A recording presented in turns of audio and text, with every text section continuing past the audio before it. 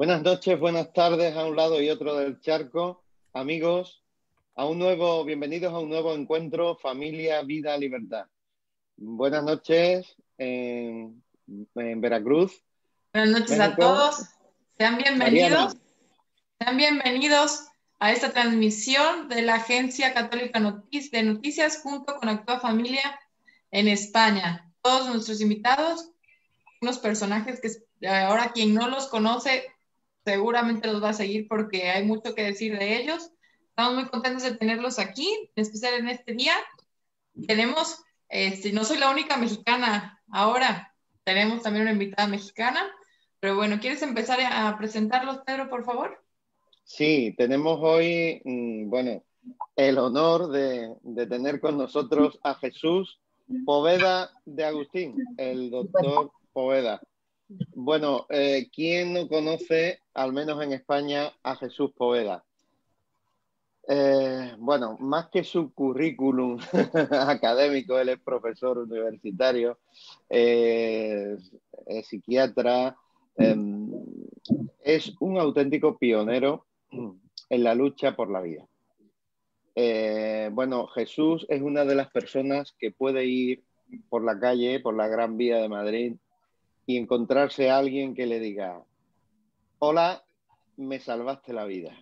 Y eso, bueno, yo lo estoy diciendo y se me están poniendo los vellos de punta. No es admiración lo que siento hacia ti, Jesús, es verdadera veneración. Bueno, a veces la amistad nos hace estas pasadas, porque Sí, nos hemos la verdad es que conocido. estoy emocionado, ahora mismo estoy emocionado y yo solamente llevo un minuto de encuentro, Jesús. Gracias por estar esta noche aquí. Jesús, yo directamente te hago la pregunta. ¿Para ti la Navidad está en crisis? Respóndeme en un titular. Está en oportunidad de volver a la esencia de la Navidad, que es lo verdaderamente importante. Yo era de los que decía que hace un año que esto no podía seguir así, y en efecto, no ha seguido así. Y yo creo que este año es una Por las bravas, oportunidad, ¿no?, para ir a lo esencial. Y entiendo que lo esencial es celebrar el nacimiento de Dios que se hace hombre, ¿no? Muy bien. Y quitar todo lo accidental, todo el consumo, todas las lucecitas, todas las cosas que sobran, ¿no? Entonces, Bueno, para mí no solo no está después, en crisis, sino estamos en un momento muy bueno para volver a lo esencial.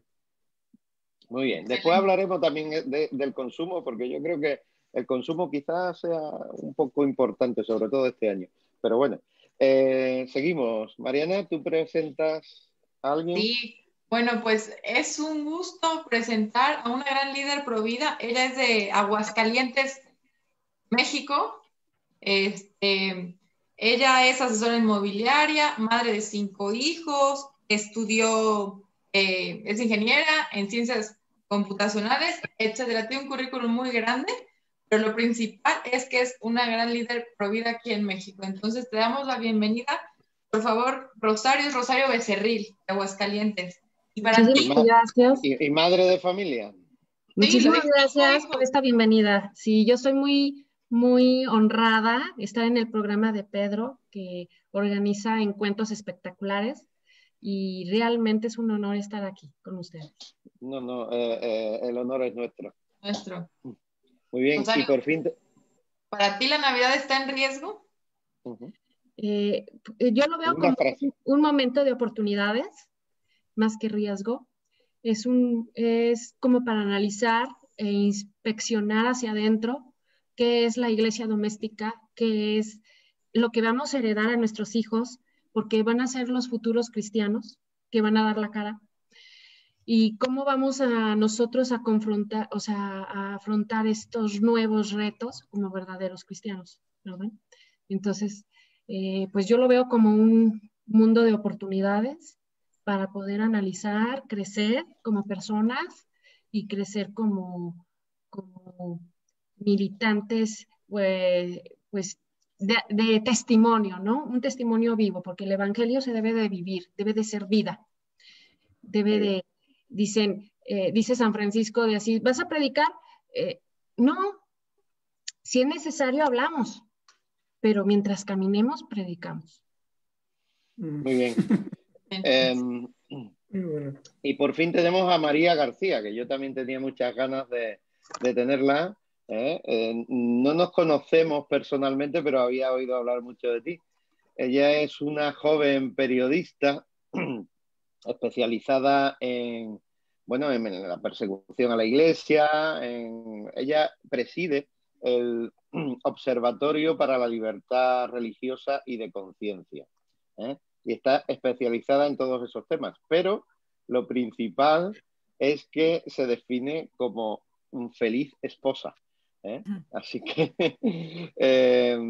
buenas noches, María. Es un honor también estar con nosotros y del tema tan importante que nos vas a hablar. Buenas noches, Pedro. Muchísimas gracias por la invitación. ¿Para ti la Navidad está en riesgo? Mientras haya cristianismo, habrá Navidad. Pero sí que es verdad que si los cristianos no la defienden, la presencia pública de la Navidad sí está en riesgo, porque el cristianismo se vive en las casas a nivel personal, pero también en comunidad. Y es importante que se presencie la Navidad. Muchas gracias. Pues bienvenida. Bien, bienvenida a nuestros encuentros. Vamos a dividir esta pequeña charla navideña. Yo me gustaría que imaginarais que estamos en torno a una mesa camilla. No sé si en Hispanoamérica decís a las mesas estas redondas donde nos sentamos un poco al calor del hogar, le llamáis igual. Aquí es una mesa que está como en el centro de la sala, donde nos arrimamos todos, que está revestida. Aquí le llamamos panel, por ejemplo, a veces, panel de conferencia. Mesita de centro. Una mesita de centro, donde con un cafecito y con unos dulcecitos de Navidad, pues estamos departiendo tranquilamente.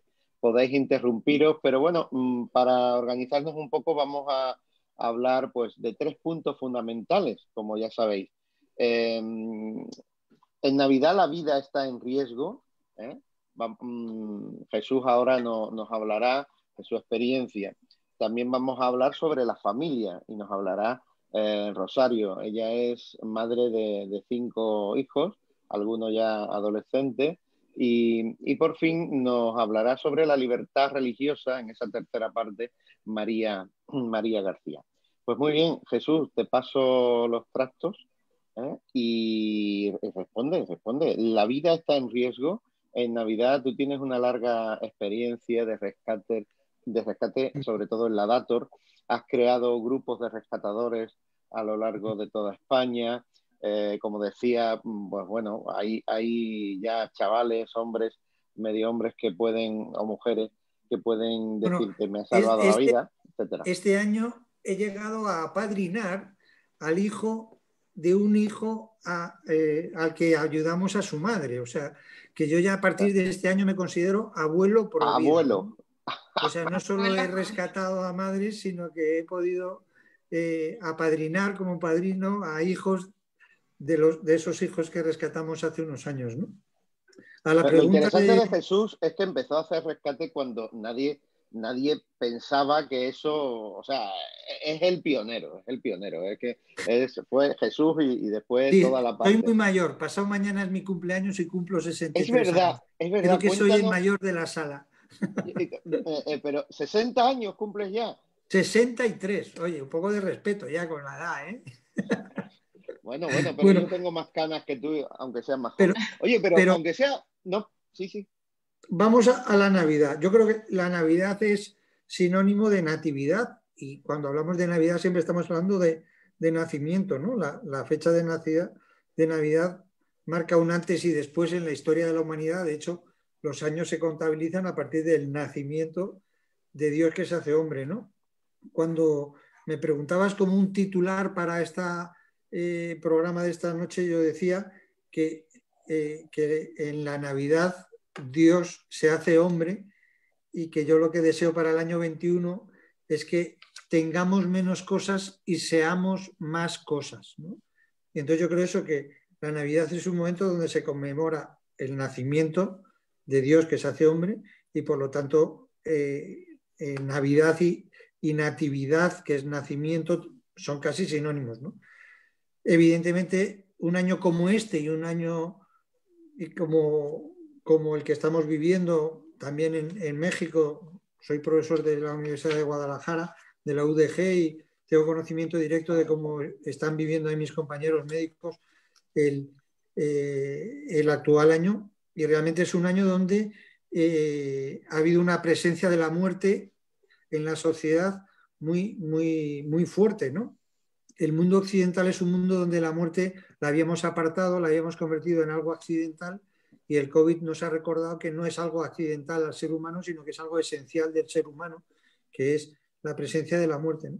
Entonces yo creo que este año del 2020 la Navidad tendría que ser como especialmente relacionada con la vida, ¿no? Con la vitalidad, ¿no? Tristemente en España coincide este año del COVID con el año en el que en el gobierno se ha aprobado una legislación sobre la eutanasia, ¿no? Estamos en un momento muy convulso ahora mismo en España, porque la legislación sobre el respeto a la vida humana no solamente tiene una ley del aborto que permite acabar con la vida humana en el seno materno, sino que tenemos una ley que se está debatiendo, pero que ya está aprobada en el Congreso, de acabar con la vida humana, ¿no? Entonces, esta es una Navidad con una especial trascendencia respecto a la vida humana, donde las personas que defendemos la vida humana tenemos como más trabajo que nunca, ¿no? Esto para nuestros amigos de Hispanoamérica, esto de que se está debatiendo pero ya está aprobado en el Congreso, quiere decir que lo decisivo era que se aprobara en el Congreso, que por supuesto se aprobó el otro día, y ya lo que queda es un simple trámite en el Senado. El Senado lo aprobará y volverá. Dame mi cuaderno que está ahí arriba.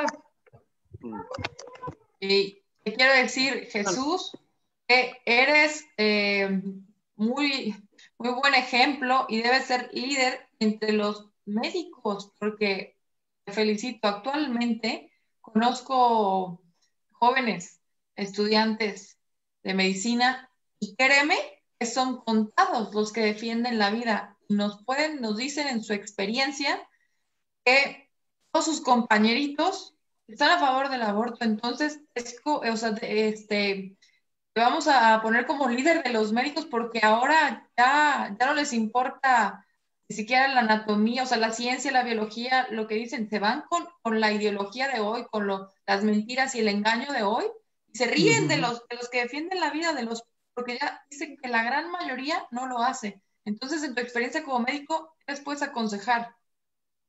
Bueno, al menos en España, en medicina se estudia primero la embriología, se da en primero de carrera, ¿no? Y en la universidad en la que yo imparto clase aquí en España, que es la Universidad Autónoma de Madrid, no tiene el prestigio de la UNAM, la Universidad Nacional Autónoma de México, pero tiene cierto prestigio en España. Hombre, porque esa es la de Pablo Iglesias, ¿no? No, la de Pablo Iglesias es otra de Madrid. Esta es una universidad muy, muy prestigiosa. En primero de carrera se estudia la embriología y en la cátedra de embriología tiene un prestigio muy grande y les queda muy claro que cualquier intervención durante el embarazo es acabar con una vida humana, que la vida humana comienza en el momento de la concepción, ¿no? Y que puede haber luego una legislación que permita el aborto, que es lo que hay en España, pero al menos desde el punto de vista médico la idea está muy bien fundamentada, ¿no? Y de hecho en España, en los grandes hospitales, no hay apenas abortos, no porque haya objeción de conciencia, que también la hay, sino porque hay objeción de ciencia. Y esa es una de las cosas que define al aborto en España. El aborto en España, aunque hablamos de cifras terribles como 100.000 abortos al año, pero esos 100.000 abortos al año se hacen en establecimientos privados y no en establecimientos públicos de prestigio y de reconocimiento científico, ¿no? Sigue siendo considerado un mal ginecólogo el que hace abortos en España, ¿no? Los catedráticos de ginecología no hacen abortos, los hospitales universitarios no hacen abortos, sino que se hacen en establecimientos donde hay claramente un ánimo de lucro, ¿no? Un ánimo de... Me decía el director de la clínica del establecimiento donde yo voy, no me gusta mucho llamarlo clínica, que él se asombra de lo que es capaz de hacer por dinero, ¿no? Entonces, el director de la Dator. El director de la Dator, un día teniendo una conversación de médico a médico, le dije, oye, a mí me asombra que tú siendo médico hagas esto que haces, ¿no? Y él me contestó, yo me asombro de lo que soy capaz de hacer por dinero, ¿no? Entonces, bueno, pues a veces por dinero se entra en estas dinámicas, ¿no? Entonces yo entiendo esto que me dices, Mariana, de que muchos estudiantes de medicina llevados por la ideología de género no se planteen la cuestión del aborto y lo den por supuesto, ¿no? Pero cuando ejerces la profesión y haces una ecografía y te das cuenta de que evidentemente algo está pasando ahí, ¿no? Exactamente. Solo un mal médico. Además, ahora tenéis la posibilidad de tener una ecografía a la puerta de la Dator para las mujeres, que la quieran ecografía, hacérsela. Que es el argumento que nosotros utilizamos cuando hacemos rescate, la ecografía es la señal inequívoca de que hay vida y que esa vida es distinta a la de la madre y que tiene esa autonomía, ¿no? Entonces, si bien es cierto que el tener una religión te da una razón de trascendencia sobre ese ser humano, el buen científico reconoce los hechos ciertos y el hecho cierto es que ahí hay una vida humana, ¿no? Y ese es como el gran argumento que tenemos y que debemos de seguir utilizando, ¿no? Pero yo quiero que nos cuentes alguna anécdota, alguna cosa, que pongas a nuestros seguidores qué es lo que hacéis a la puerta de la Dator y qué es lo que vais a hacer este 28 de diciembre, que yo tuve Pues mira, el regalo de estar con vosotros hace un par de años. Pues mira, nosotros nos gusta mucho una frase que decimos 364 días de asistencia, que es ayudar, apoyar, ofrecer alternativas. Los rescatadores tenemos dos criterios para atender a las mujeres que llegan a los centros abortistas. Uno es el respeto, o sea, si dicen que no quieren nuestra ayuda ni quieren hablar con nosotros, pues por supuesto que se las respeta, como no. Y luego el otro criterio es la voluntad firme de ayuda. Te podemos ayudar y tenemos fundaciones, asociaciones, instituciones, redes asistenciales para poderte ayudar, ¿no? Y eso es lo que hacemos, ¿no? Respetar y ayudar, respetar y ayudar. Esos son 364 días al año. Y hay un día al año, que es el 28 de diciembre, y el 28 de diciembre lo que hacemos es una cosa que es resistencia, ¿no? La resistencia consiste en algo tan pacífico y tranquilo como delante del establecimiento, sin llegar a bloquear la puerta en ningún momento, pero sí a unos metros de la puerta, sentarse en la puerta y con nuestra presencia protestar activamente frente al horror del aborto, ¿no? El año pasado, cuando fui detenido, porque casi todos los años soy detenido, el policía no entendía muy bien mi actitud, porque a él le habían dicho por el micrófono, tenga usted cuidado con esta persona porque es un médico, tenga usted cuidado con esta persona porque es un profesor de la universidad, tenga usted cuidado. Y él decía, pues, ¿qué cuidado voy a tener si él no me hace nada, ¿no? Pero él recibió la orden de que me arrestara y en un momento dado pues me levantó y me llevó a la furgoneta detenido. Además lo levantan en peso siempre o lo arrastran, o sea, bueno, es un momento tenso, pero divertidísimo cuando lo ves a posteriori. El caso es que cuando él me levanta y me lleva a la furgoneta, en la furgoneta me pregunta, ¿pero tú por qué haces esto, médico? Si tú tienes tu vida resuelta, eres profesor, eres médico, tienes consulta. Y le dije, mira, lo hago por un tema de conciencia, ¿no? Oye, le nombré la palabra conciencia y fue como si le hubiera hablado de algo de lo que nunca jamás le había hablado nadie, ¿no? Me dijo, ¿conciencia? ¿Qué cosas dices, no? Entonces, como que para mí eso es lo peligroso que ha pasado en la sociedad actual, que se ha perdido la conciencia del respeto a la vida, la conciencia del embarazo como un milagro, ¿no? La conciencia de que hay que ayudar, ¿no? Y ese es el 28 de diciembre, un día de resistencia a una legislación que me parece absolutamente injusta y que de una manera respetuosa pues ponemos en cuestión, ¿no? Pero el resto de los días del año, esos 364, hacemos escuela de rescate, que es precisamente ofrecer alternativas a las mujeres, ¿no? La frase que a nosotros nos gusta utilizar es ¿qué necesitas para no abortar, ¿no? Y de hecho la primera persona a la que ayudamos con el rescate fue una chica que me dijo, mira, yo soy menor de edad y mi padre me ha dicho que o aborto o me echa de casa, ¿no? Le dije, pues nosotros disponemos de residencias de madres que están embarazadas y podemos atenderte ahí, ¿no? Entonces, evidentemente, la llevamos a una de esas residencias, ella pasó ahí unos meses hasta que dio a luz y luego el padre y la madre pues vinieron a buscarla muy compungidos, ¿no? Pero reconociendo que la habían llevado a ese límite, ¿no? Por eso la clave nuestra es ofrecer alternativas al aborto, ¿no? Y un día al año, que es el 28 de diciembre, hacer resistencia a esta ley que nos parece injusta, ¿no? 28 de diciembre, el día de la matanza de los inocentes. Herodes. De Herodes. Hemos hablado del 28 de diciembre, de la eutanasia, en fin, una Navidad un poco sombría por muchos aspectos. Quería que me comentaras si tienes alguna noticia de algo que hemos puesto en evidencia en Actúa Familia durante estos meses atrás de confinamiento en las casas, y es el aborto en casa, que se ha hecho bastante en Hispanoamérica, en Argentina, no sé si en México. ¿Has tenido conciencia de esos abortos a domicilio en plan kit de aborto que te llevas? ¿Has tenido idea de esto? ¿Qué te parece? Lo comentamos un poquito, sí. No estoy yo al tanto de esta cuestión, que ahora que la planteas, pues podría reflexionar sobre ella, pero hablando con ginecólogos y con los colaboradores habituales en el movimiento Provida, he notado algo que es casi el efecto contrario, que es el siguiente, que es, tristemente, desde algunos centros de salud se aconseja a las mujeres que practiquen el aborto. Y como en muchos centros de salud ha dejado de haber asistencia directa porque es telefónica o venga usted más tarde, las asociaciones Provida, en concreto en Madrid, a través de la Fundación Madrina, hemos podido atender a muchas de esas mujeres a las que no les hacían ecografías en los centros de salud, y gracias a que les hemos hecho las ecografías nosotros han seguido adelante con el embarazo, ¿no? Entonces, yo te diría que como la red asistencial habitual se ha quebrado, durante el tiempo en que esa red asistencial estaba quebrada, en vez de derivar al aborto, que tristemente es lo que se hace muchas veces en España en cuanto hay un problema, ofrecer el aborto como la primera de las alternativas, al no tener esas alternativas, pues realmente hemos podido ayudar a mucha más gente, ¿no?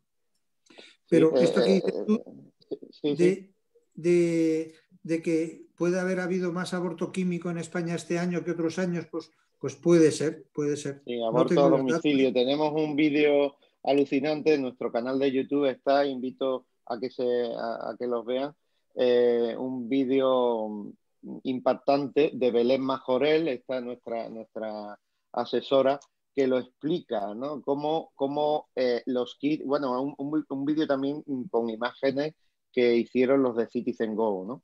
Pedro, si me permites completar la idea, para Jesús, lo que pasa es que en los lugares, por ejemplo aquí en México, que están luchando por hacer el aborto legal, las feministas ocupan un argumento que es que las mujeres mueren por hacerse abortos ilegales, no en hospitales, entonces quieren que sea legal. Y ahora contradicen porque ellas mismas estuvieron en internet diciendo qué comprar, qué pastillas comprar, cómo hacerse el aborto legal, entonces, el aborto en casa, entonces es una incongruencia total, porque sí, que mueren mujeres, pero ellas lo están promoviendo, entonces, o sea, pueden matarlas en su propia casa. Exactamente, sí. Pero además, las imágenes de que hablaba, viene el kit que llega a la casa de la mujer, de la joven, lo que sea, donde saca y ¿cómo se llama? Isoprostol. Y lo saca, y también hay una serie de cosas para hacer un plano aséptico, ¿no? Entonces, tremendo. Entonces, esto lo hemos comentado bastante.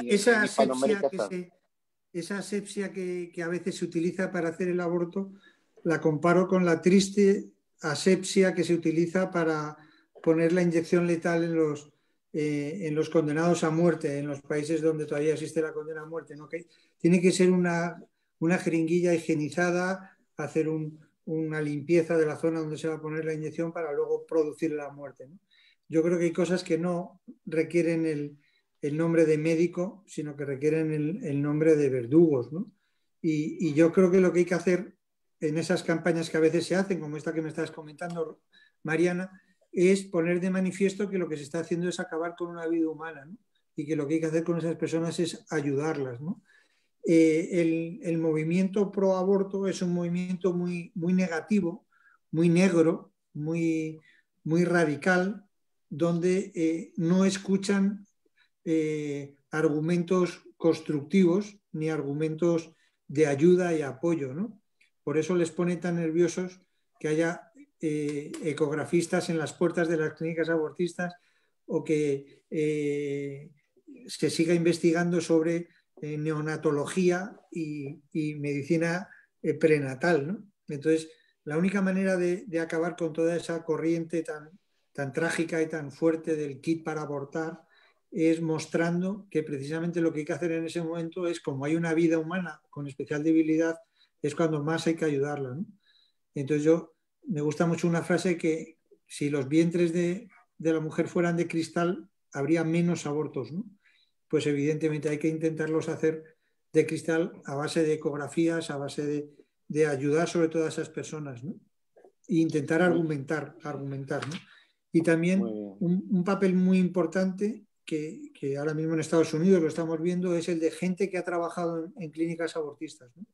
Nosotros estamos notando en Madrid que algunas personas que trabajaban en estos sitios están dejando de trabajar ahí y los estamos intentando encauzar y ayudar y apoyar para que vayan a otros sitios, ¿no? En España ha habido un caso muy famoso de una abortista del País Vasco, de Bilbao, que era muy, muy prestigiosa dentro del movimiento del aborto, y ella tuvo una conversión en el Himalaya precisamente y al cristianismo a través de las hermanas de la Madre Teresa, ¿no?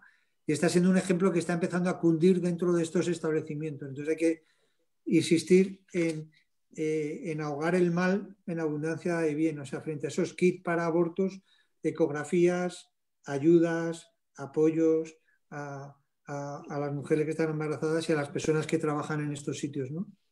Y nos contabas un poco a micrófono cerrado algún caso cercano, pero en fin, no sé si... No, sí, que la semana pasada una de las personas que trabaja en este sitio que se llama Dator me contaba que va a dejar de trabajar ahí como enfermera, que inicialmente va al paro, pero que prefiere estar en el paro porque piensa que fuera de ahí hay más vida, ¿no? Y la verdad que a mí me dio una gran alegría constatar en la puerta de un sitio donde se hacen abortos que una de las enfermeras deje de trabajar ahí, ¿no?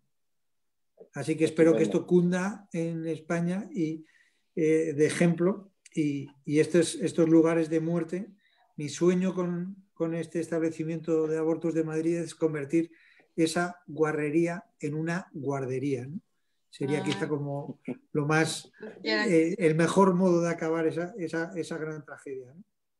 Esa es otra de las frases que cuando te oigo decirla se me ponen los vellos de punta. Ojalá. Ojalá. En eso estamos. Eres ejemplo. De verdad. Muy bien. Y ahora hay una pregunta de María García y otra pregunta de Rosario Becerril a ti.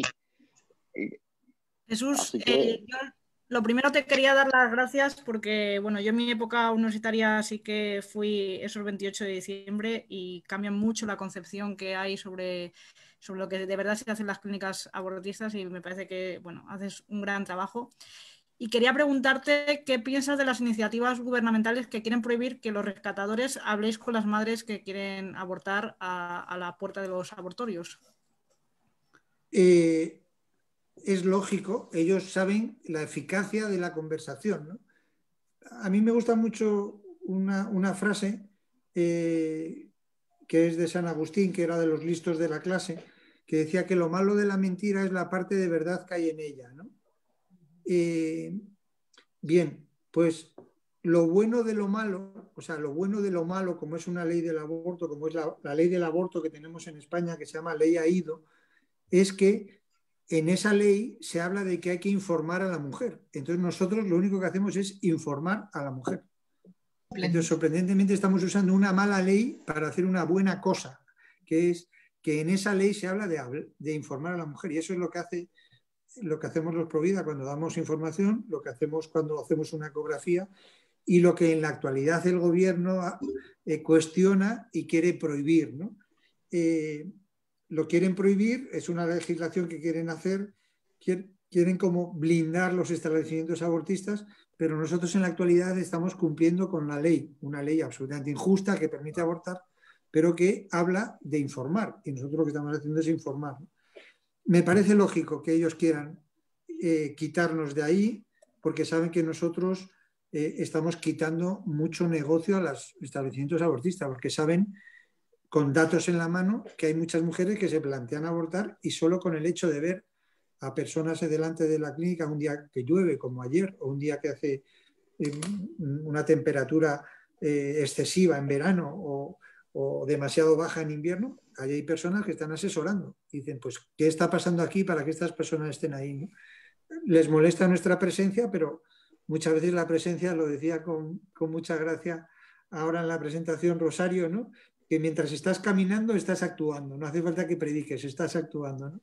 Entonces, muchas veces solo la presencia de las personas ayuda a que algunas mujeres decidan no abortar. Eso les molesta al gobierno y se están planteando prohibirlo. Bueno, pues que se sigan planteando cosas, pero nosotros pelearemos. Hubo una denuncia que nos pusieron en las clínicas abortistas por dar información y ganamos el juicio porque el juez entendía que era más importante recibir información que el prejuicio que se podía derivar de no recibir la información. O sea, que haya leyes y hay sentencias del respeto y de la importancia de dar información. Que en la actualidad el gobierno actual se saltará esas legislaciones y hará otras cosas. Bueno, pero hay que dar la batalla. Lo que está claro es que si no das la batalla ya la has perdido. Muy bien. Rosario, tu pregunta. Yo creo que también es posible presentar una alternativa como soluciones a las muchachas, que sería la adopción, ¿no? O sea, promover también que hay más soluciones, no solamente, porque el aborto lo presentan como la única solución, ¿verdad? Les hacen creer que es la única salida. Y no sé, ¿qué medios se podrían aplicar allá en España para promover la adopción, bueno, en familias más funcionales, como una solución para ellas, ¿no? Sí, en España hay una situación muy paradójica, y es que hay 100.000 abortos al año y en cambio hay listas de espera para adoptar, ¿no?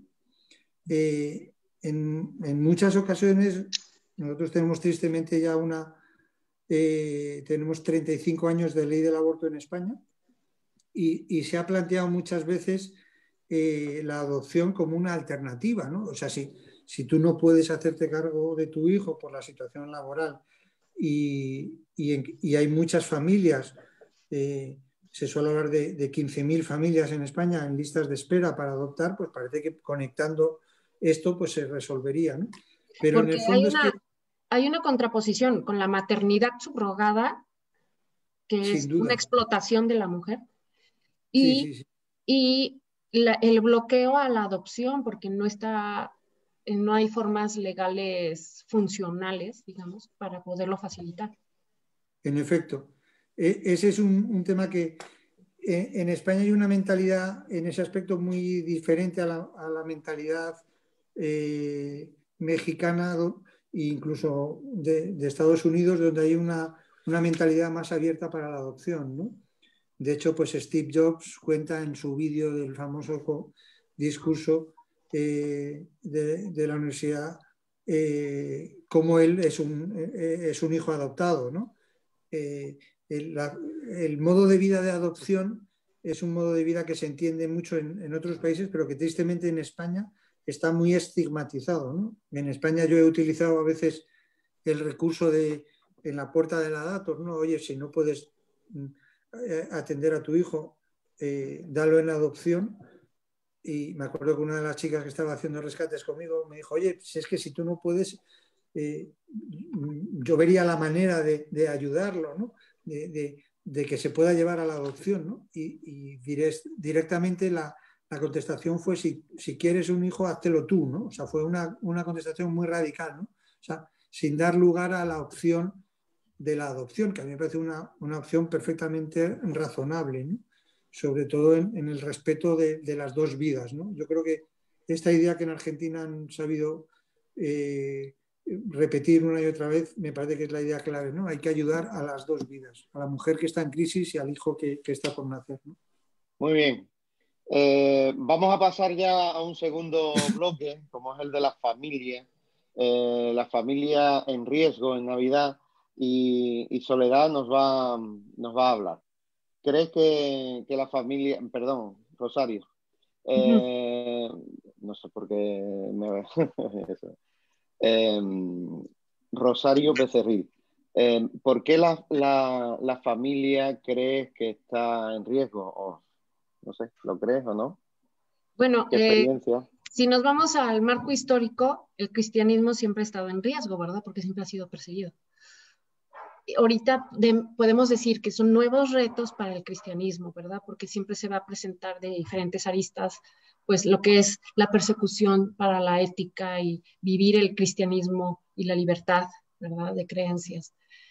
Yo creo que ahorita tenemos muchos retos, que es la globalización, que voy a citar a Jorge Escala, que es un escritor argentino buenísimo, que habla de muchos tipos de globalización, ¿verdad? La globalización política, cultural, económica. Y ahorita lo que nos enfrentamos es a una globalización cultural que señala Jorge Escala que nos invita a un cambio de época. Y el cambio de época es un cambio de cosmovisión, tanto de lo que es Dios, lo que es el hombre, la antropología y el mundo, este cambio de época. Y este cambio de época podemos decirlo en el marco histórico, es desde lo que es el teocentrismo, ¿verdad? El centro, que como era en la edad medieval, en estas épocas, después al antropocentrismo, en el que el centro del universo, digamos, era el hombre, pero ahora estamos en un nuevo problema, ¿no? Que es el egocentrismo. El centro soy yo, ¿verdad?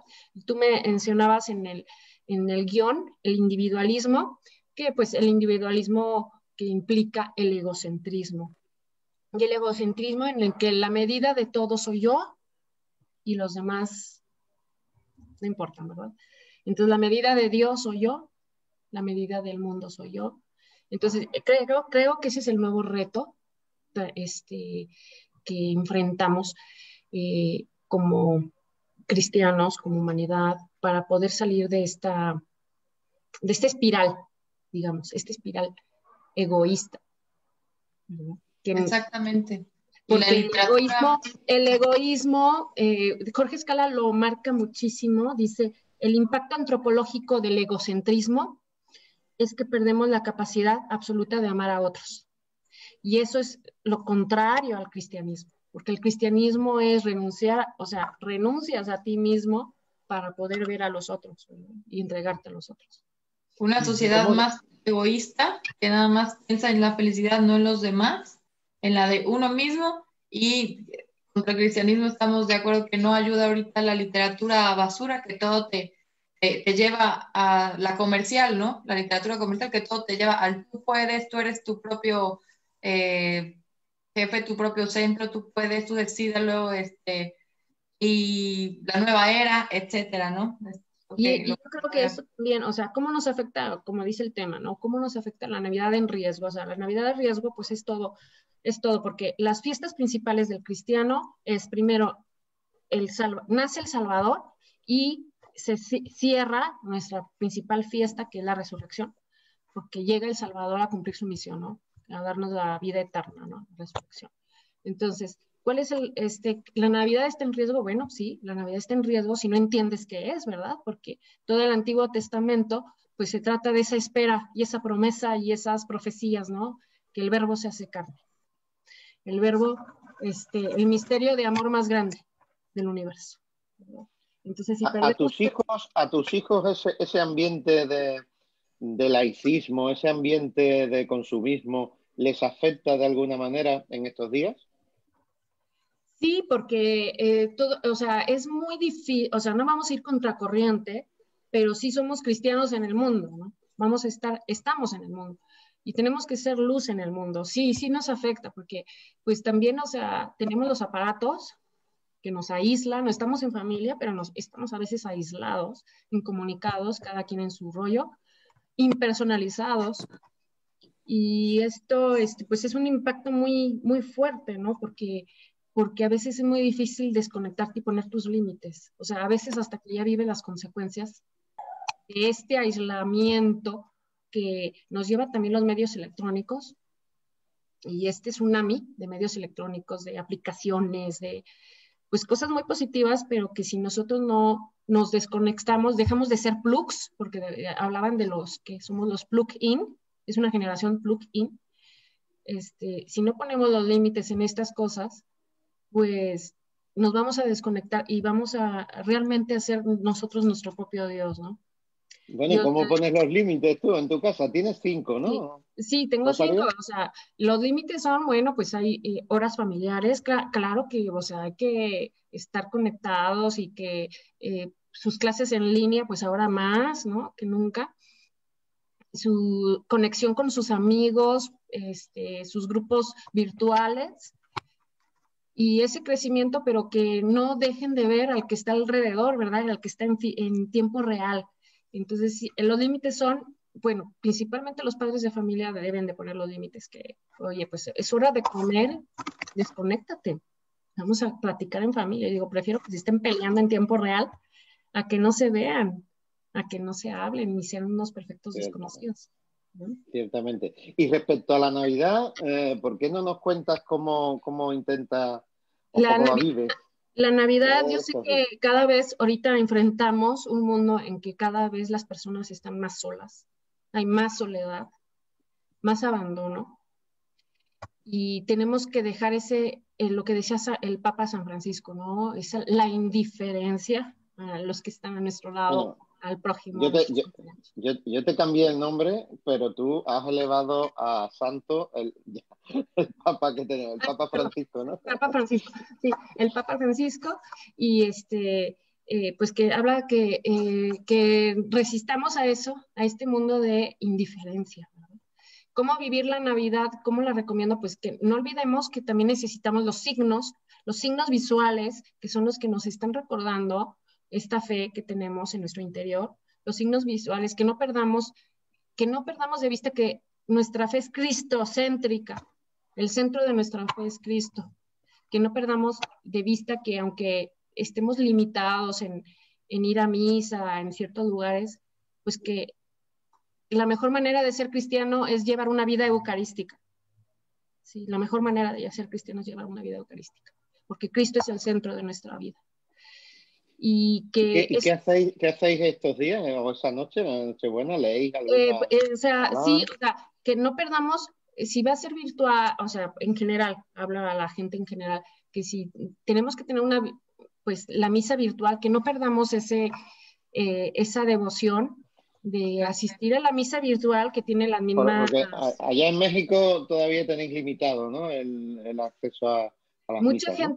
Mucha gente ve la misa virtual y otra es presencial, entonces la tenemos, es opcional y el chiste es que de que salgamos de esa zona de confort que nos va arrastrando los medios de comunicación y también la tecnología, pues salir de esa zona de confort, esforzarnos para vivir la misa, la celebración y también tener unos signos visuales, les decía, el nacimiento. Muchas familias dejan de poner el nacimiento, dejan de poner el árbol de Navidad, los villancicos, o sea, pues está la música moderna padrísima, pero no olvidemos que esos signos, pues una evangelización, ¿no? Para nuestros hijos, para las siguientes generaciones.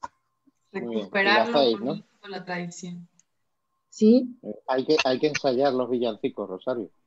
Sí, o sea, ponerlos, que los escuchen, porque hay canciones navideñas que no son villancicos, ¿verdad? O sea, podemos decir Blanca Navidad, pues muy bonita, pero no es villancico.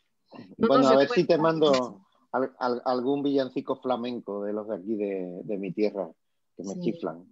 Sí, te lo voy a mandar. Lo que están diciendo. Yo creo que la principal misión ahorita que tenemos como padres de familia es, o sea, ¿cuál es la mejor herencia que dejamos a nuestros hijos? La fe. O sea, no la escuela, el dinero, los bienes materiales, todo lo que ganas que se puede perder en cualquier momento, pero la fe no.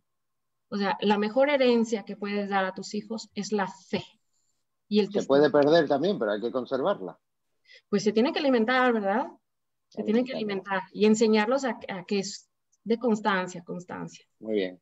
Ahora que has dicho lo de los villancicos, quería anunciarle a nuestros amigos que vamos a felicitar la Navidad desde Actúa Familia con un villancico precioso, precioso, que nos ha hecho exclusivamente Gonzalo García de Polavieja, que es un político, es concejal, bueno, es abogado, pero bueno, ha salido concejal en Sevilla por el partido Vox, pero, y es amigo nuestro, pero también es músico y con una música no tradicional, sino basada en el pop anglosajón, ha hecho uno precioso que se llama Tú eres Navidad y lo daremos mañana o pasado.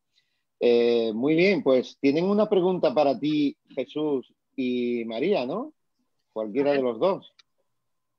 María, empieza tú, por favor. Pues, Rosario, yo te quería preguntar justamente un tema que antes ha avanzado Pedro. Al final, ¿cómo se puede educar a los jóvenes frente al consumismo que nos invade tantísimo, en un consumo responsable que, como decía Pedro, este año es más importante que nunca, porque además con el consumo estamos apoyando a otras familias que quizá pues, con la pandemia lo están pasando mal?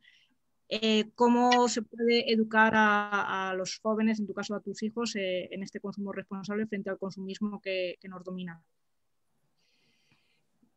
Ciertamente, yo sí estoy de acuerdo en las formas, en lo visual. Yo sí estoy de acuerdo en que haya regalos. O sea, mucha gente lo critica, que no las formas, pero las formas son evangelio. También las formas evangelizan, porque tenemos que ver que es una fiesta. O sea, lo tenemos que, somos visuales, las personas somos visuales, tenemos que ver que es una fiesta. Nos damos regalos, porque ¿quién se dio primero? Dios se da, es regalo, ¿verdad? Entonces nosotros lo vemos de manera física, nos damos regalos, porque hacer conciencia de o sea, qué padre que planeen los regalos para los demás, es un tiempo muy especial, pero también no perder de vista que el principal regalo es que Dios se nos da, ¿verdad? Entonces, el consumismo, digamos que puede ser relativo, ¿verdad? Puede ser relativo mientras sea con una visión más generosa, ¿sí? Porque también puedes surtir, o sea, ok, es para mi familia, para mis amigos, pero también voy a pensar en que hay un asilo de ancianos, que pues les puedo dar una ayudita, también hay guarderías o orfanatos que también les puedo dar yo algo de mí. Entonces yo creo que así podemos orientar lo que es el consumismo, ¿no? Orientarlo a la generosidad. Muy bien. Yo creo así. Jesús. Muy bien.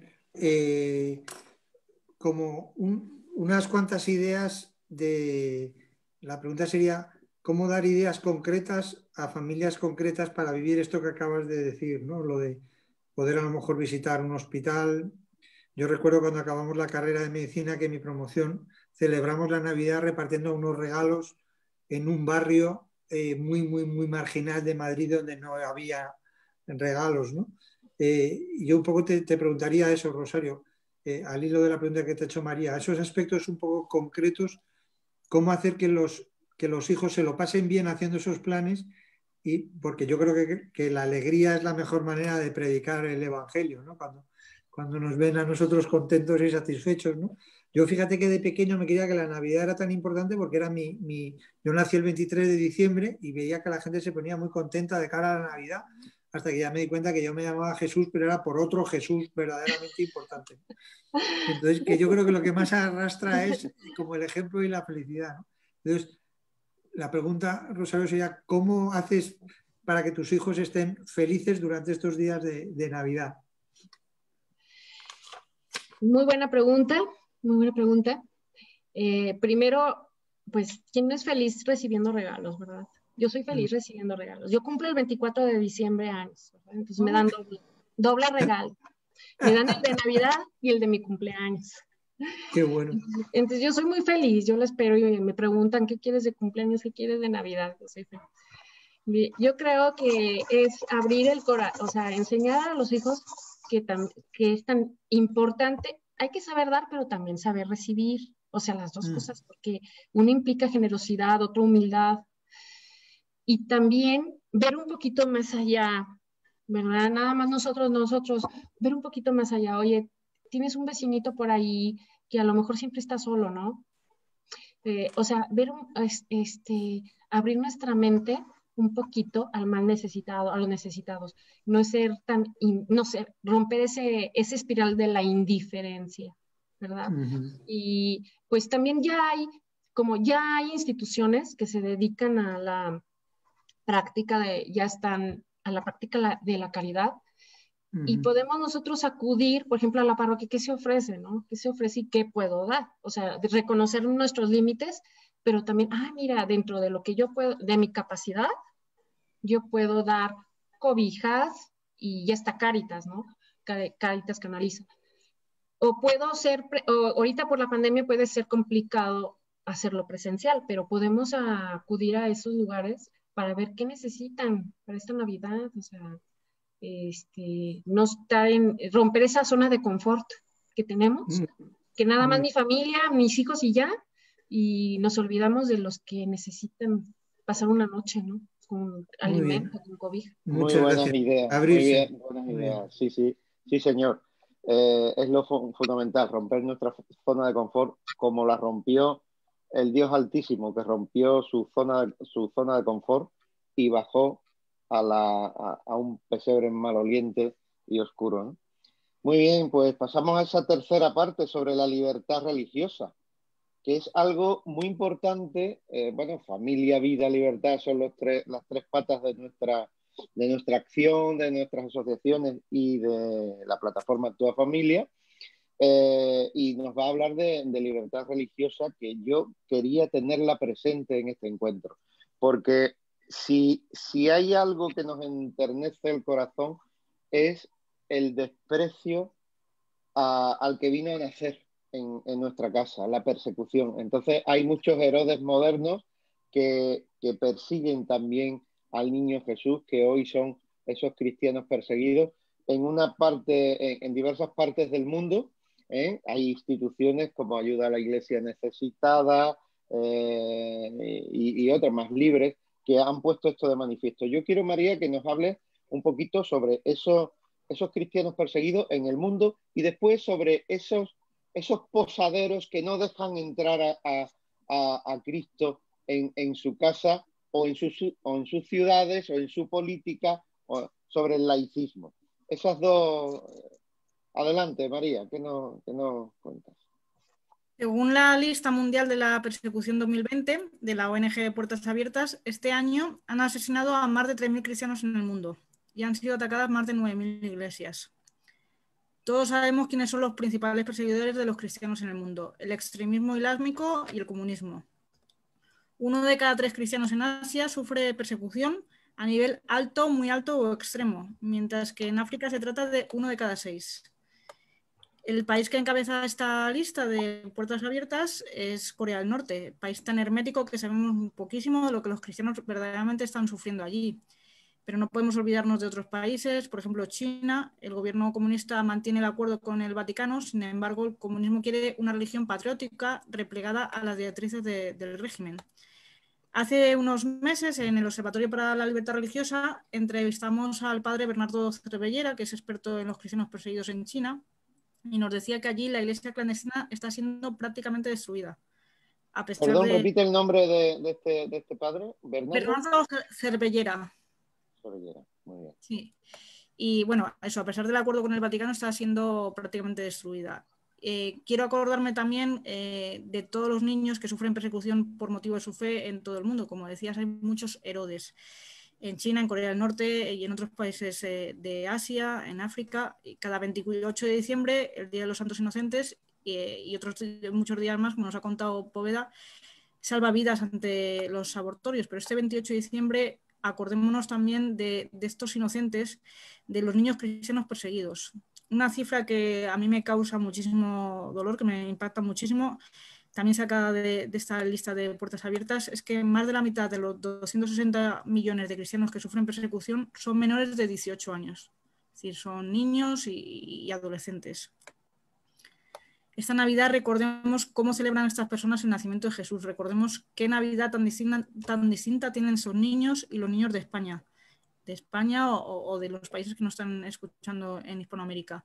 Mientras que en Asia y en África los cristianos son perseguidos hasta la muerte y bueno, pues vemos que pues, cárcel, muerte, persecución, les quitan las casas, les saquean los comercios, etcétera.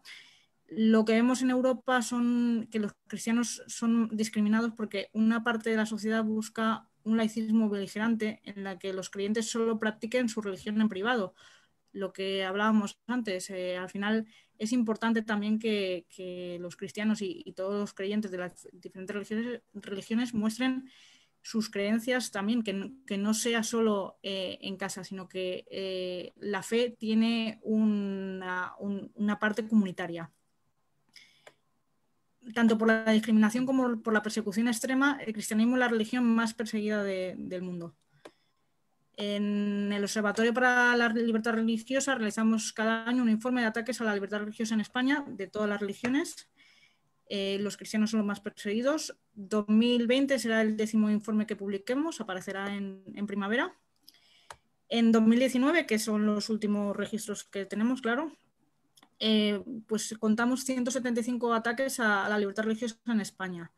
De ellos, 140 se han dirigido contra cristianos, que es el 80% del total, y además el 14% pueden considerarse contrarios a todas las religiones porque quieren imponer un laicismo radical del que hablábamos antes, que intenta eliminar a las confesiones y a sus representantes y seguidores del ámbito público. De estos casos, de estos 175 ataques, me parecen especialmente graves 3 casos de violencia contra creyentes que hubo en 2019, los 3 eran contra católicos. Hace unos meses vimos también cómo atacaron a un sacerdote en Alcorcón, muy cerca de donde yo vivo, cuando intentaba la parroquia, sí, y era un sacerdote mayor. Además de estos creyentes, también se atacaron 55 lugares de culto. Concretamente fue el sacerdote que lo apuñalaron, ¿no? Sí, le apuñalaron, no pasó nada de gravedad, el susto del sacerdote que era mayor, pero sí, él iba a abrir la parroquia en un pueblo de Madrid, bueno, una ciudad de Madrid, y por la mañana y le atacaron. También hemos visto otras parroquias, bueno, pues los sacerdotes... En Francia sí llegó a pasar, en Francia sí ha pasado, desgraciadamente. Sí, en Francia ha pasado. Muy seguido. Este fin de semana un sacerdote también en un pueblo de Madrid ha recibido una amenaza. Lo han escrito una amenaza a la casa sacerdotal. Y bueno, sí que vemos que los ataques están presentes. En Italia un inmigrante mató a un sacristán, ¿verdad? Recientemente. Sí, sí que en otros países también vemos que está pasando, es decir, lo más grave, pues estos casos que comenta Pedro en Francia o esto que comentas en Italia son los casos más graves, pero sí que hace, por ejemplo, unos años a unos jóvenes por llevar una sudadera de la Universidad Católica de Murcia les pegaron puñetazos y simplemente le dijeron esto por ser católicos. A una monja hace unos años también lo mismo, la pegaron un puñetazo y le dijeron esto por ser monja. Es decir, es verdad que no, a lo mejor en cantidad no son muchísimos los ataques, pero sí que vemos que se producen y no se deberían producir porque al final es el respeto a la libertad religiosa de cada persona y no solo son los ataques a personas, sino también a lugares de culto. En 2019 se atacaron 55 lugares de culto, 52 eran cristianos. El día de mayor incidencia que me parece lamentable, es el 8 de marzo, en el que las feministas radicales tienen como diversión hacer grafitis en iglesias. O sea, ya me estás hablando de España. Sí, sí, sí. En España, el año pasado atacaron 55 lugares de culto. Pues no digamos nada en Chile, Argentina, México ya también. Sí, sí, sí. En Chile hemos visto cómo han ardido iglesias. Vemos que esto no es solo un tema de un país, sino que está orquestado. Dos ejemplos. Por ejemplo, cuando lo del Black Lives Matter, vemos que atacaron muchísimas iglesias, pero aquí en España también la estatua de San Junípero Serra en Mallorca apareció con la palabra racista. En la Ciudad de México quitaron a Cristóbal Colón, la tumbaron la estatua. Sí, claro, fue algo como en todos los sitios, entonces esto no puede ser casual, esto está orquestado. Y también no solo con este movimiento de Black Lives Matter, que no es todo lo pacífico que se dice muchas veces, sino también con las feministas radicales.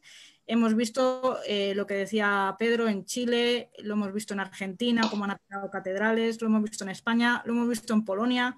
Este año, con lo de la ley del aborto, han empezado a atacar iglesias, han atacado muchísimas.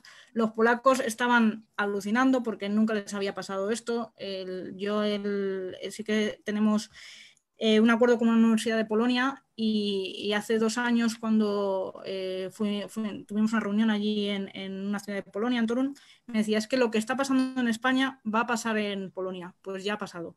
Estos ataques... O sea, exportamos bondades tanto para un lado Occidente como para Oriente. Vamos. Totalmente. O sea, y estos ataques del 8 de marzo que vemos es que en este 2020 han sido atacadas 13 iglesias el 8 de marzo en España. Solo en España 13 iglesias. Sobre todo, la mayoría fueron en Cataluña, que las Juventudes de Arran, que son las del Partido Independentista de CUP, son las juventudes del Partido Independentista de las CUP, pues se hicieron scratches, protestas a las puertas de la iglesia, incluso quemaron muñecos de obispos, con pancartas, llamándoles de todo, y eso pasa, lo llevamos viendo varios 8 de marzo y pasa y nadie dice nada. Nosotros sí que, como estamos hay un Consejo Nacional de Delitos de Odio y nosotros sí que en eso podemos hablar con la policía normalmente pues con la policía y la Guardia Civil para que estos casos se reduzcan. Sí que lo intentamos, pero aún así hay mucho más ataques. Sabemos que la policía y la Guardia Civil hacen todo lo que pueden hacer, pero son muchos ataques que muchas veces pues no se sabe quién ha sido. Por ejemplo, en Rivas hay una iglesia que es atacada casi cada año. Otra ciudad del entorno de Madrid. Sí, y nosotros se lo comentamos a la Guardia Civil y bueno, pues para que extremaran la vigilancia. ¿Un ataque en una iglesia, has dicho? Sí, es una iglesia que es atacada todos los años. Casi todos los años tenemos ataques allí y sí que lo comentamos con la Guardia Civil para que extremara la vigilancia, sobre todo. O sea que el Observatorio para la Libertad Religiosa no solo observa, sino que también actúa. No actuamos ante los tribunales porque no tenemos capacidad, pero sí que ponemos en constancia de la policía y la Guardia Civil cuando se produce un delito de odio. Todos estos ataques a creyentes o a templos son delitos de odio porque son al final ataques a un colectivo o a una persona por una característica que en este caso es pertenecer a una religión. Entonces todos esos ataques deben ser denunciados para que sean y contabilizados dentro de los delitos de odio. Y no solo vemos estos ataques, digamos, violentos, que vemos que han subido tanto en España como en otros países de Europa, como en Hispanoamérica y como en Estados Unidos. También vemos, en el informe también recogemos vejaciones a creyentes, escarnio a la religión y marginación de la religión del ámbito público, que en este último apartado pues incluimos todos aquellos ataques donde se quiere eliminar los símbolos religiosos. Muchos están protagonizados por partidos políticos y bueno, pues... El Sagrado Corazón de mi pueblo. Sí, allí es verdad que lo quitaron Y bueno, vemos en cuanto a la Navidad, vemos que hace unos días destruyeron un Belén en Navarra. Cada año tenemos varios casos. Me parece que no va a ser el único, desgraciadamente. Y además muchos ayuntamientos, lo que me comentabas hace unos días tú, Pedro, que quitan los belenes. Este año es la excusa del coronavirus, pero otros años es otra excusa. O sea, que el ayuntamiento quita, o sea, no pone el Belén, no el pesebre, como dicen, Sí, decís el pesebre, lo ¿no? ponen todos los años, pero este año con la excusa del coronavirus no han puesto el nacimiento, por ejemplo en Jaén. En otros sitios, por ejemplo en Barcelona, la alcaldesa Ada Colau, sabemos que el año pasado, no sé si os acordaréis por las noticias, puso un nacimiento que parecía el trastero de su casa. Bueno, para mí era una mofa y bueno, pues este año ha pasado a no ponerlo. Bueno, sobre belenes y gustos estéticos hay mucho de lo que hablar y no entremos en ese debate. Bien. Sí, ¿algo más o te preguntas? ¿Vamos un poco mal de tiempo? Solo, bueno, quería concluir diciendo que los cristianos no se deben dejar llevar por la espiral del silencio que el laicismo beligerante intenta imponer. Tienen el derecho de manifestar sus creencias, de actuar de acuerdo a ellas y de que se respeten sus sentimientos religiosos. Muy bien. Así es, y con lo que decías, María, vemos que no ponen el Belén, pero sí pueden colgar banderitas y para eso no hay ningún pretexto, ¿verdad?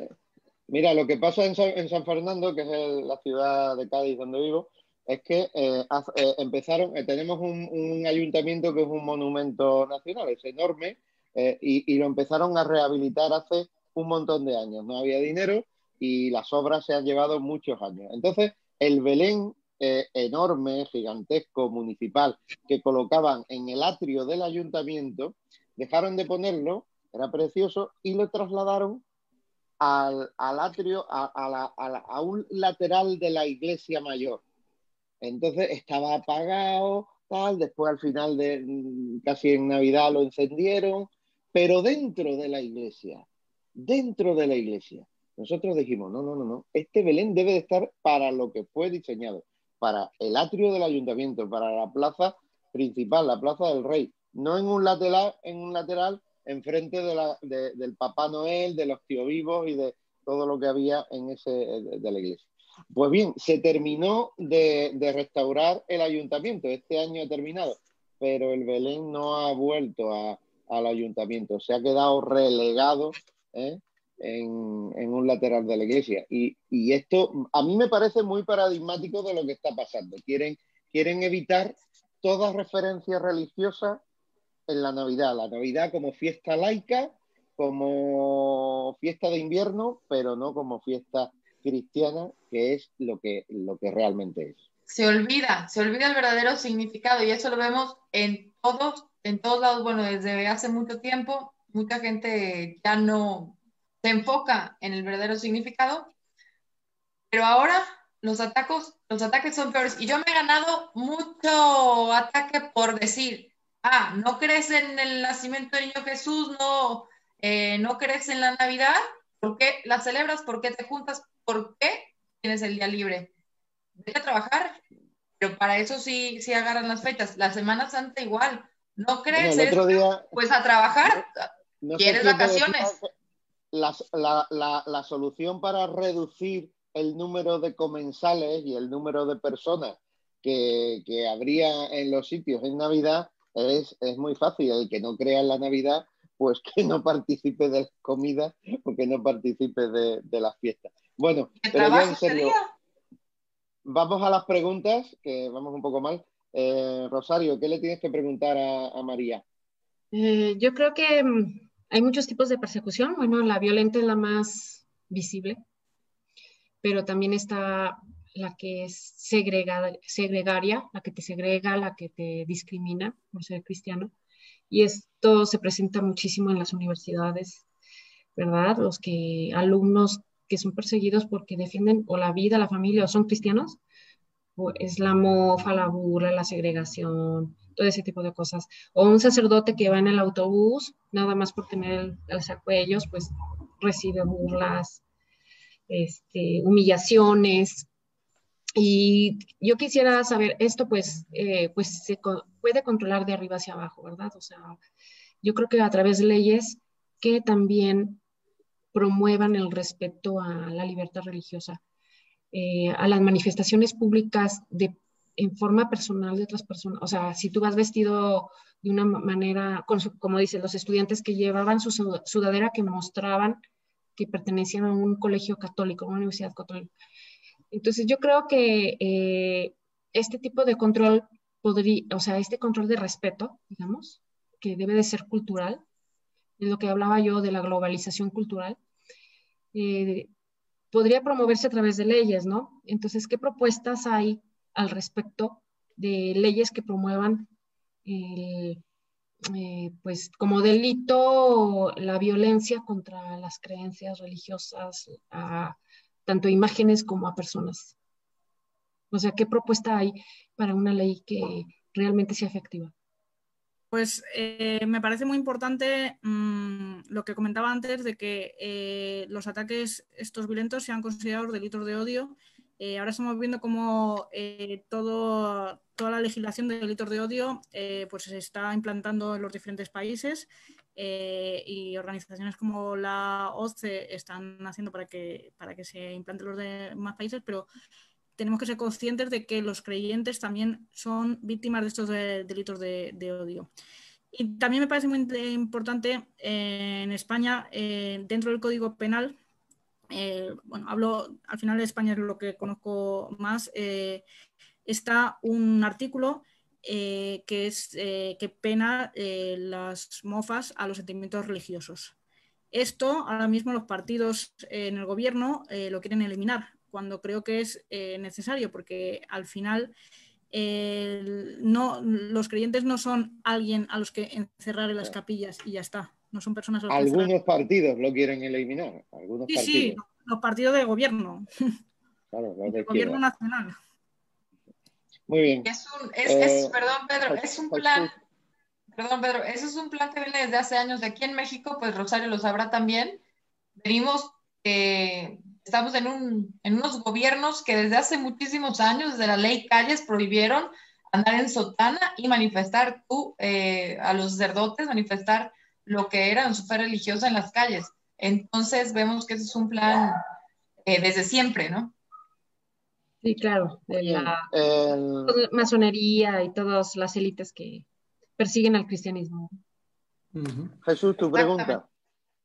Bueno, yo una cosa y una frase que he escuchado muchas veces es que en algunos lugares han cerrado iglesias, pero que se han abierto muchas iglesias domésticas, ¿no? O sea, a mí me parece que lo importante es que la fe sea una fe transformadora. Esa es una idea muy de Juan Pablo II, de Benito XVI, que también el Papa Francisco está diciendo, que al final la fe se tiene que hacer obras, ¿no? Entonces, en la Edad Media tenían una fe tan poderosa que construían unas catedrales tan impresionantes como las que construyeron en Europa, ¿no? O al producirse la evangelización en México, pues hay unas iglesias que realmente solamente por el tamaño y la belleza dices, pues estos hombres tenían fe, ¿no? Yo creo que a veces el skyline de una ciudad, el perfil de una ciudad te define un poco a la ciudad, ¿no? Y tristemente ahora mismo en muchos skyline, pues lo que se ven son a lo mejor torres de repetidores en Madrid tenemos el Perulí de Televisión Española, o en otros sitios puede haber a lo mejor un centro comercial, ¿no?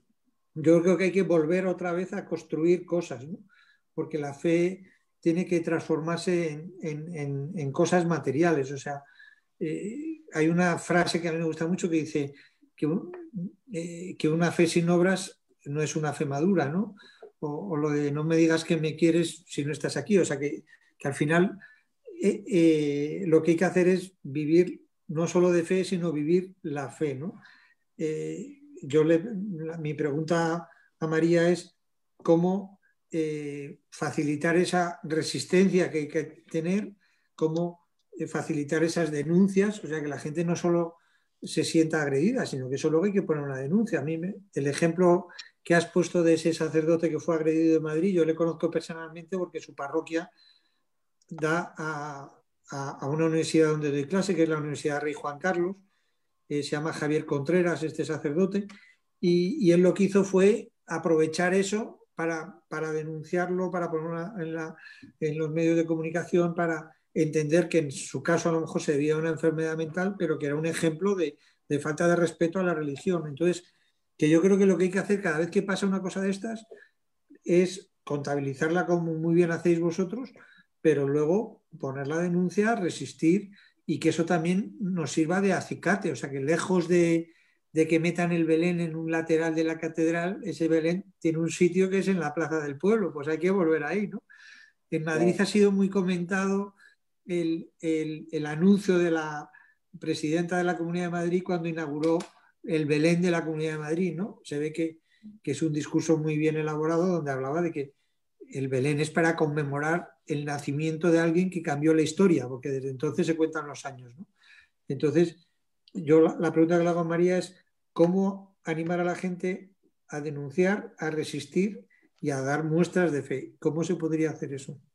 Pues bueno, lo primero en el ámbito de España, si tienen algún ataque a la libertad religiosa, que nos lo escriban al correo. Nuestra página web es libertadreligiosa.es, que es muy facilita.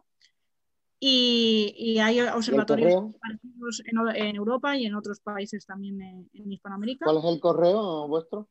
El correo es olreligiosa@libertadreligiosa.es. Pero bueno, en la página web, en libertadreligiosa.es, ya hay un lugar de contacto. Y ahí para que todos los ataques que veamos sí, os lo comuniquemos, ¿no? Por supuesto, sí, sí. Y además, bueno, la Oficina Nacional de Lucha contra los Delitos de Odio, que como he comentado, nosotros formamos parte del comité de seguimiento.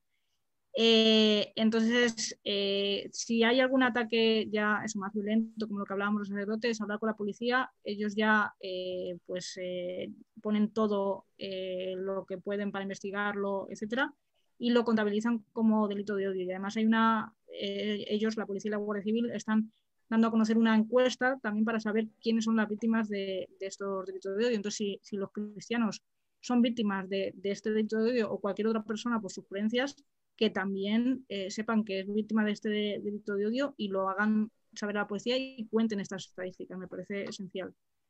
Muy bien, pues estamos ya totalmente fuera de tiempo, tenemos que concluir y vamos a hacerlo con un... ¿Queda alguien por hacer una pregunta? No. Queda alguien por felicitar a Rosario por su cumpleaños, así que muchas felicidades, Rosario. Bueno, y a ti también.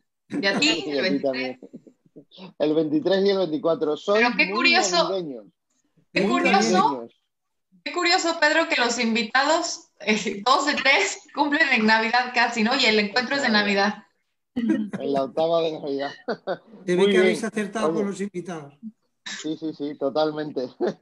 Muy bien, pues, oye, que menos que dejaros medio minuto para decir la última conclusión a cada uno de vosotros. Rosario, ¿por qué no empiezas tú? Familia. Bueno, yo creo que el riesgo más grande es que no evangelicemos a nuestros hijos, porque ellos son los futuros cristianos, ¿sí? Entonces ellos son nuestros soldados de batalla, tenemos que ser soldados de batalla, que den testimonio, ¿verdad? Con alegría, ¿verdad? Con alegría y congruencia en nuestra vida. En nuestra vida. Para continuar yo soy muy heteropatriarcal con las damas. María, pues ¿cuál sería tu resumen titular? Daros las gracias por estos encuentros porque me parecen de verdad muy necesarios y que al final defendamos nuestra libertad religiosa de todos los creyentes, porque al final la fe se vive también en público y no puede esconderse en los templos simplemente. Muy bien, muchas gracias. Jesús. Bueno, yo me remito a Jesús de verdad, que decía que él era camino, verdad y vida. Así que sigamos caminando, que sigamos diciendo verdades y que aprovechemos la vida porque son 2 días y unas Navidades. Muy bien, pues vamos a felicitar la Navidad a todos nuestros Mariana también. Mariana también quiere decir. Y Pedro no quiere que hable porque sabe que me extiendo. No, bueno, yo nada más quiero decir que me deja muy contenta este encuentro porque con Jesús y Rosario podemos ver el ejemplo para todos los Provida que nos están viendo y para los médicos que sí se puede. Jesús, rapidísimo, más o menos ¿tienes idea cuántos rescates has hecho? Pues el otro día celebraba como el millar. 1000. Uy, ven, alguien a quien nos debemos. Pero es que llevo rescatando desde el siglo pasado. O sea, yo sigo rescatando desde el siglo pasado. O sea, para la gente que dice, es que muchos dicen que no sirve de nada lo que se hace. Ellos son el vivo ejemplo de que sí, son ejemplo para nosotros. Y gracias por darnos ese ejemplo. Y ya María, lo creo que vale. Sí, además, no, claro. Como te digo que ya estamos ayudando a hijos de los hijos rescatados. O sea, yo ya me convertí en el abuelo rescatista. Bueno, y María, muchísimas gracias por defender para todos, por defender la fe, pero María, en especial por dar a conocer esas cifras, porque mucha gente piensa que eso no está pasando. Entonces, todos valientes, guerreros de defender nuestra fe, nuestra libertad religiosa, porque hay que enseñar a los niños, como dice Rosario, porque son los siguientes guerreros y que no se acabe la fe, porque lo que quieren es cristianizar al mundo. A nuestros amigos el 28 de diciembre en la Clínica Datos, los que estén por Madrid, para ir allí. ¿A qué hora, Jesús? ¿A las 9 de la mañana? Exactamente, es el día 28 de diciembre, que es este lunes a las 9 de la mañana. Las camisetas este año llevan una frase que es el número, pone... en España han muerto al menos 50.000 por COVID y 100.000 por abortos. Entonces, una reflexión, ¿no? Porque si el COVID nos ha hecho ver el dramatismo de lo que es la muerte, pues reflexionar sobre que en la actualidad el tema del aborto estamos en 100.000, así que también tenemos que reflexionar, ¿no? Muy bien, pues allí estarán los que estén por Madrid. Este año yo no podré, pero habrá otros amigos de Actúa Familia y lo iremos anunciando. Feliz Navidad a todos. Feliz Navidad. Que la viváis en familia, respetando siempre la vida con las medidas necesarias y que, bueno, Cristo que nos trajo la vida, que nos trajo la libertad, sea nuestro centro. Y nosotros nos veremos cuando, Mariana, ya después de en enero. Nos vemos el próximo año. Ahorita Pedro nos puede decir más de nuestros encuentros del próximo año, pero feliz Navidad a todos. Compartan este video porque es importantísimo que la gente vea esta información y que vean que sí se puede. Muy bien. Gracias. Pues el próximo año seguramente tengamos que hacer análisis de lo que está pasando en Estados Unidos. Os mantendremos informados. Feliz Navidad a todos en familia. Muchas gracias, hasta luego. Hasta luego. Gracias, hasta luego.